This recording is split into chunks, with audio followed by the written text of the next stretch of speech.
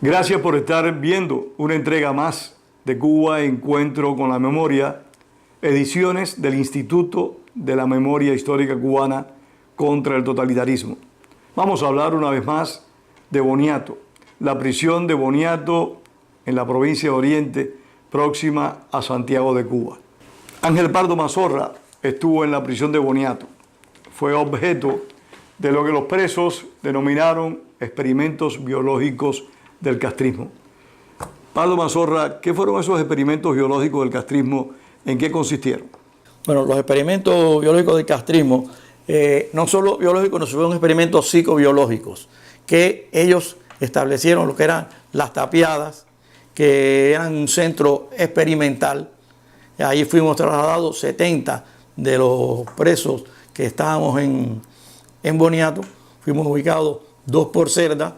Era una celda tapiada completamente y ahí pues empezaron primeramente, ellos querían crear una condición, incomunicarnos, crearnos un estado de desesperación, un estado de frustración y de claustrofobia, traumatizarnos para hacernos claudicar. Entonces nosotros nos hicimos el propósito de que si nosotros claudicábamos ahí, todo el presidio iba a pasar por ese proceso. Porque tú sabes que los comunistas nos mantenían de proceso en proceso para tratar de ir haciéndolos claudicar cada uno de acuerdo a su práctica. Me parece importante que destaques eso porque la cárcel, la prisión política cubana, no era almacén de hombres. Durante todo el tiempo de la prisión, los hombres y las mujeres que estaban encerrados lucharon y siguieron combatiendo por sus ideales y resistiendo las presiones de la dictadura.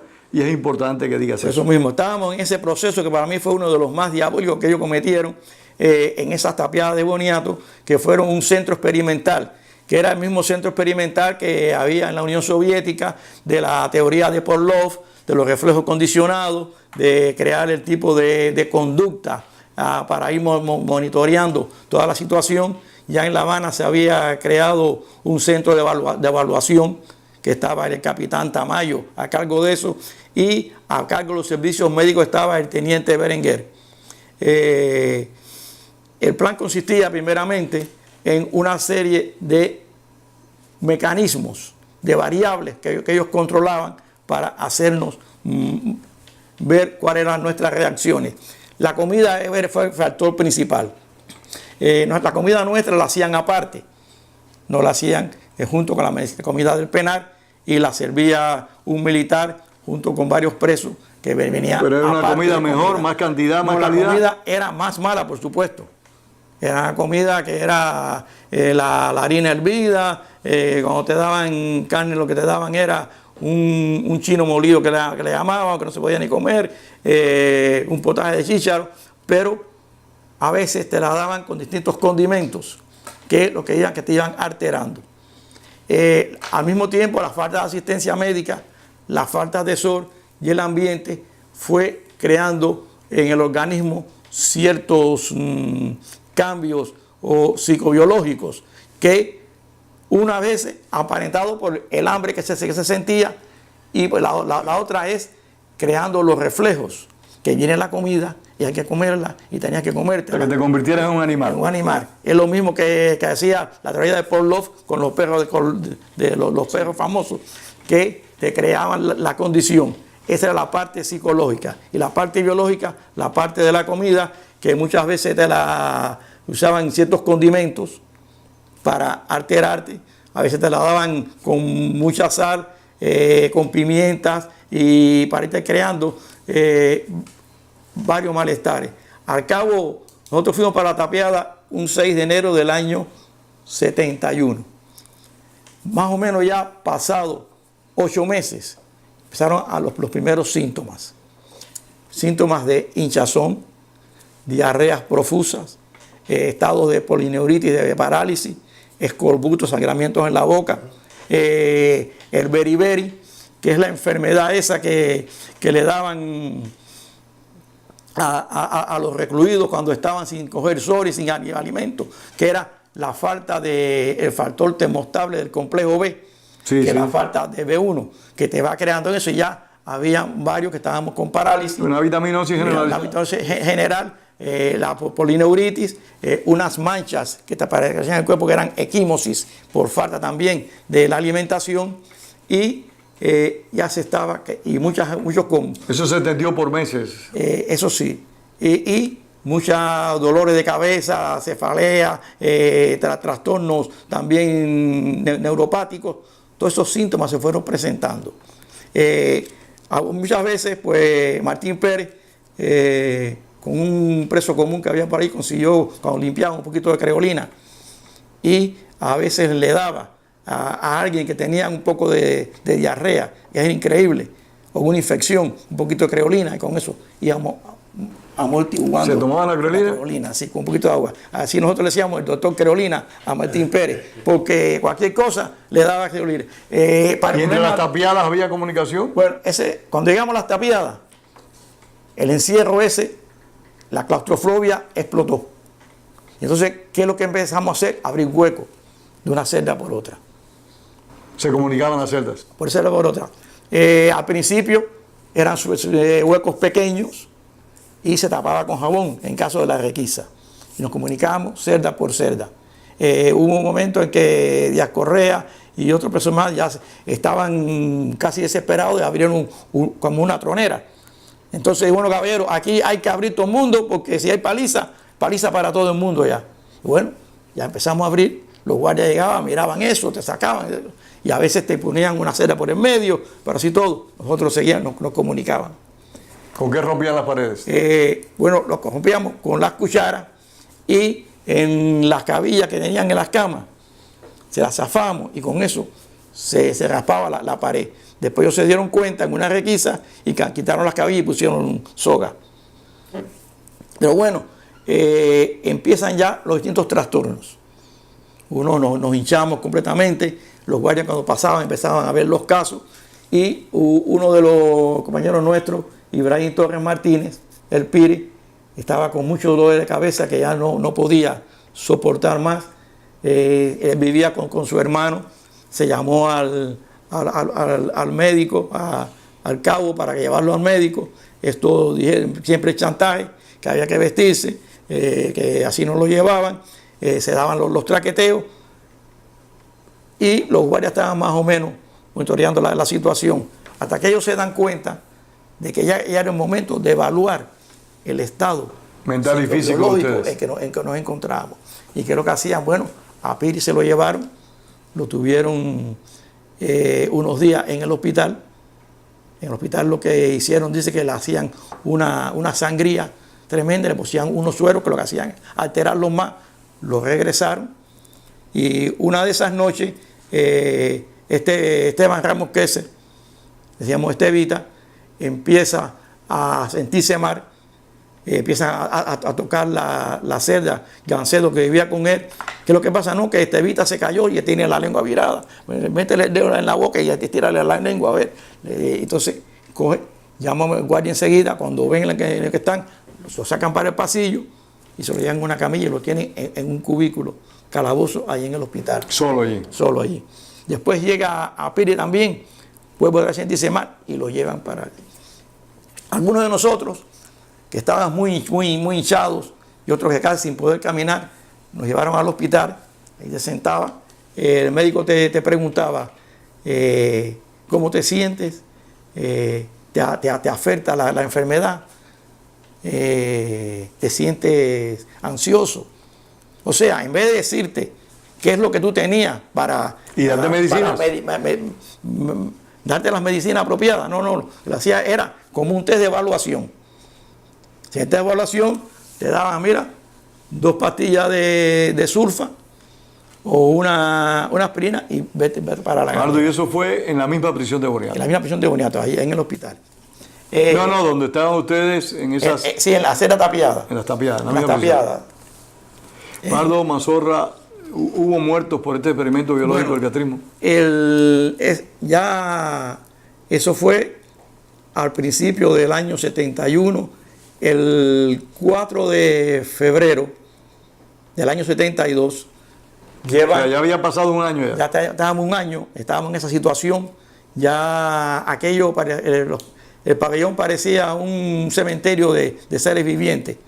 Ya no se podía, ni los guardias podían entrar allí de la pestilencia que había. Era olor a muerte lo que había dentro del pabellón. Llevan a Piri de nuevo al hospital y el 4 de febrero sacan al hermano de Piri, a Israel Tito, para que vaya a ver a Piri. Cuando él está allí en el hospital, ve que a él lo tienen en el cubículo o casi amarrado. Le pregunta qué le habían hecho y dice, no, aquí lo único que me han hecho es ponerme sueros, me están haciendo una sangría constantemente. Y o sea, estaban sacando sangre constantemente. Y le dice, bueno, y Estevita, cuando dice Estevita, que mira para el lado, Estevita lo tienen amarrado, casi desnudo, en otra cama, en el mismo cubículo, y él va donde está Estevita casi no puede ni hablar. Dice que Piri le ha dicho, no, Estevita no le han hecho nada, lo tenían ahí en observación, experimentando con él. Y regresa Tito a donde está su hermano. En el momento que está su hermano, porque se fue a caer y fue a acomodarlo en la cama, siente unas convulsiones a donde está Estevita. Cuando siente las convulsiones, va a auxiliarlo. Dice que Estevita quería decirle algo, pero no podía hablar. Y él mismo muere Estevita. ¿Cómo se llama Estevita? El nombre Esteban Ramos Kessel. Esteban Ramos Kessel.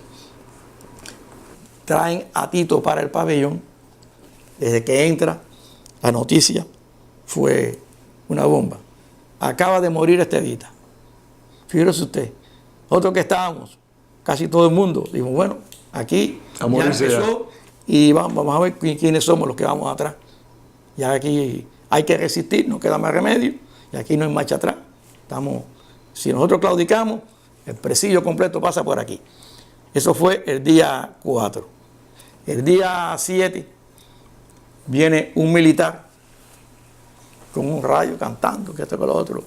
Israel Torres Martínez le dice al llave que lo saque. Lo lleva al cubículo, le dice, su hermano acaba de morir, para que le avisen a la familia. Digo, ¿cómo le vamos a avisar a la familia si nosotros no tenemos comunicación? ¿Cómo se llamaba el que había acabado de morir? Ibrahim Torres Martínez. ¿Había muerto Ibrahim Torres Martínez? Pire, sí. Se acaba de morir. Entonces, bueno, porque le habían dicho, cuando estaba en el hospital, le había dicho Tito le había dicho al militar que por qué no lo llevaban para La Habana. Entonces dice, para decir si lo curaban allá, porque querían que hay que operarlo de un riñón. Bueno, ¿por qué no lo llevan para La Habana? Es decir, que no tenemos transporte. Sí, con que no es ironía. Pero cuando ya le dicen lo de la muerte del hermano, fíjese usted, ya el segundo muerto de la tapiada. Ahí ya Tito estaba, fíjese usted cómo fue eso. El problema es que Estevita murió el día 4. El cadáver de Pire, que fue el día 7, llegó primero a La Habana que el de Estevita. O sea que Estevita parece que siguieron experimentando con él. Después de muerto. Experimentando con él. Después que viene esa situación, ellos comienzan entonces a evaluar qué es lo que había que hacer. Entonces cuando hablan con el mandante, y dicen que no van a sacar al patio. Okay. A ustedes hablan con perdomo que iban a sacar de 10 en 10 al patio. Eso, decir eso es como tirar una bomba allí. Ahí se formó un traqueteo, que lo que el chantaje, lo que tiene ya que matarnos a todos aquí. Bueno, después viene el sargento Helio, ¿no? Los vamos a sacar a todos, vamos a darle patio 2 veces a la semana. Se van a sacar al patio. ¿Y qué es lo que hacen? A la comida, el desayuno, te daban un líquido que se llamaba guachipupa, que era un almidón espeso. Pero cuando empiezan a repartir la guachipupa, vemos que el sabor, ya el olor era distinto, y es que le echaban bicomplex. Porque ya ellos sabían, los médicos sabían que la situación que había, que era la falta del complejo B, que era el factor principal que hacía falta para más o menos estimular el organismo para tener otra reacción. Ahí se ve de que todo era planificado. Pardo Mazorra, ¿y no hubo más muertos? ¿Esos fueron los 2 muertos? No, todavía hay más. Eso fue, salíamos al patio, ya el patio también se convirtió en una variante condicional, porque te lo quitaban cuando ellos querían y te quedaban también malestar. El chantaje de siempre. El chantaje de siempre hasta por fin no salir. Uno de los presos también, José Ramón Castillo del Pozo, Castillito, él, pues digo, conmigo no hay chantaje ni más nada. Yo ni salgo al patio, ni no se tomaba el bicomplex, ni todo eso, porque ya esto ya es. Y una noche, eso fue, había pasado ya un año de todo ese proceso, de los chantajes, del patio, de la comida, que se viraba, que no se viraba, que la traían buena, que no servía. Y también la falta de medicamentos. Te llevaban a veces a uno para evaluarlo, como en el caso de uno, Celino Concepción Oliva, está que casi no puede caminar con una parálisis, se lo llevan en camilla y lo tienen allí en un cubículo. Esos días llevan también a Esquilla y a Carreño, que estaba todo hinchado, con los testículos hinchados, lo llevan. José Carreño. José Carreño. El periodista. El periodista. Y regresan cuando Esquilla ve a Celino. Celino era un guajiro fuerte que casi no puede ni caminar, con un bastón. Dice, ¿qué te pasa? Dice, no, que aquí me quieren matar, yo me voy. Entonces dice, aquí, bueno, que usted va, vámonos. Y cogió y llevó a Celino para el pabellón. Cuando el teniente Helio llegó y dice, ¿dónde está Celino? Porque ese era el otro que ellos tenían en experimento para matarlo. Pero bueno, se salvó. Pero el día 2 de abril, ya de madrugada, a Castillito le da también un descenso y empezamos a la tola, lo sacan en la camilla, llamó a militar, mandan a entrar en una camilla y se lo llevan en la camilla. El cuerpo de él, ya casi moribundo, lo dejan afuera del hospital. Al aire libre. Estaban esperando la orden para el ingreso. Del hospitalito. Del hospitalito de la misma prisión. Y ahí muere. ¿Cómo se llamaba Castillito? José Ramón Castillo del Pozo. Murió Castillito también. Esos fueron en sí los 3 muertos de ese proceso. Hubo en ese proceso biológico de la dictadura. De la dictadura comunista. Gracias, Pardo Mazorra, por este testimonio tan doloroso y penoso. Y gracias a ustedes también por compartir con nosotros su tiempo.